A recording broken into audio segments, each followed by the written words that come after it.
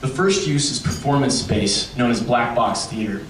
The Coliseum's 4 black box theaters will give Denver's theaters and arenas division something that other major cultural cities have in abundance, but Denver lacks.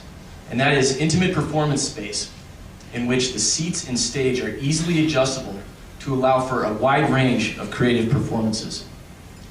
The second use is a 30,000 square foot multi-purpose hall. It has an open floor plan and retractable seats to allow for flexible programming.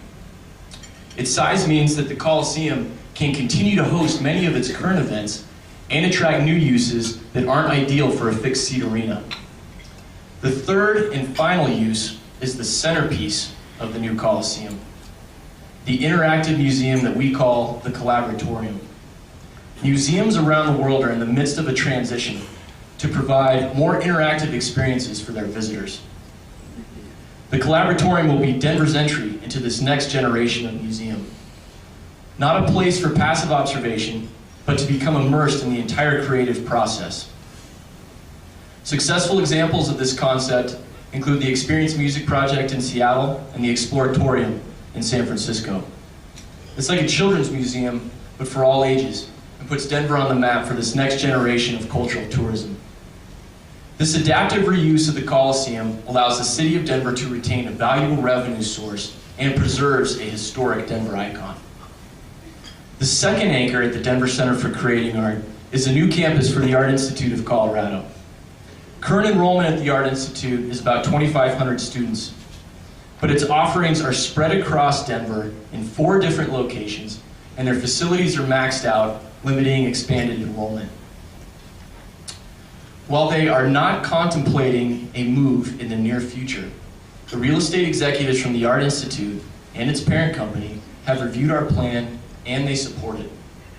In addition to a central campus and room to grow, we've incorporated many of their wish list items for a new Art Institute campus, including excellent visibility from a major highway, options for on-site housing, and multimodal access. The new Art Institute campus brings thousands of students and professionals to the site, and combined with the Collaboratorium, activates the site year-round.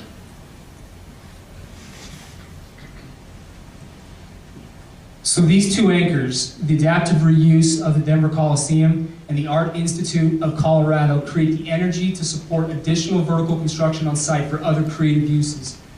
The first use is workspace, a place where artists and hobbyists can create and display their finished work. The other innovative uses on site include creative class office space and shared office space. And both are non-traditional, like open floor plans that encourage collaboration.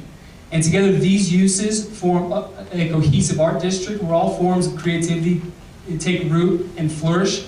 It's a place that's very similar to the Distillery District in Toronto and the Torpedo Factory in Old Town Alexandria, Virginia. In total, the vertical construction for these uses amounts to 400,000 square feet in 4 buildings. The first 2 buildings, the painter and the musician, are located near the new west entrance to the Coliseum. The ground floors provide the artist workspace, and which creates a pedestrian corridor that draws the public further into the site and connects the Coliseum to Globeville Landing Park. The painter also includes some light retail on the ground floor and 2 levels of creative class office space. The musician is the residential component of the Denver Center for Creating Art with 160 apartment units, the demand for which is driven by the new consolidated home for the Art Institute, along with the working artists that are there on site. The next 2 buildings in the development plan are known as the Sculptor and the Chef. The Sculptor is your more traditional office building, and the Chef is a 5,000 square foot restaurant adjacent to Globeville Landing Park. The final piece of the development plan is the activation of Globeville Landing Park with art amenities, including a sculpture garden, an art walk, and children's playground. And with these art amenities, Globeville Landing Park becomes a complementary destination to the Denver Center for Creating Art, and it also provides a dedicated outdoor workspace for artists in the summer. Realization of the DCCA vision requires public commitment from the City and County of Denver and private investment led by our group. And we're going. We as Flatirons Development Group will act as the master developer for all new construction on site and as a fee developer for the Denver Coliseum. We strongly believe that any development on this site needs to create a destination from day one. So our proposal calls for the construction of all buildings in one staggered phase, where site work begins in 2015, vertical construction ends in 2017, and absorption occurs over the following 2 years. The renovation of the Denver Coliseum creates a new cultural asset for the City of Denver.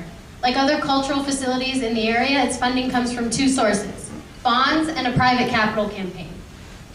Specifically, $25 million in bonds finishes the city's event and performance base and is backed by revenues from those venues.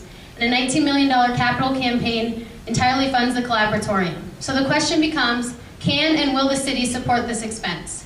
History shows that the answer is yes. The chart on the screen shows Denver's financial commitment to its cultural facilities. The investment required for the Coliseum is in line with or below precedent set for bond issuances and capital campaigns over the past decade in the metro area.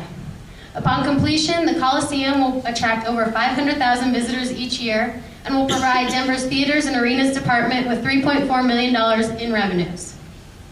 Development of the rest of the buildings on site is made possible through a public-private partnership. Under our structure, the City of Denver will retain ownership of the Coliseum as a revenue-generating asset and of all of the land underneath the new buildings. In order to incentivize private investment on a site that's a historic landfill and a current Superfund site, we propose that the city issue a $1 per year, 99-year land lease on all developable parcels. Now, the entire site is currently tax exempt under city ownership, but the institution of this land lease triggers property taxes on all new improvements. That increase in property tax revenue can be used to support tax increment financing. Starting from a baseline revenue of $0 today, the proposed TIF can fund the entire structured parking facility. The rest of the infrastructure will be paid for through a metro district. The proposed 41 mills is high enough to fund the road work and site work, but low enough to keep rents at the DCCA competitive with market comparables. So with those 3 resources and mechanisms in place, construction of the rest of the buildings becomes attractive for private investment. Market demand supports all of our uses and supports the timing of their introduction. But more importantly, the returns by building and by investors show that this plan is feasible. Our return as Flatirons Development Group comes from 3 sources: a development fee for the Coliseum, a 20% return on equity for the construction of the Art Institute campus, and an 18% return as general partner in the construction of the musician, the painter, the sculptor, and the chef.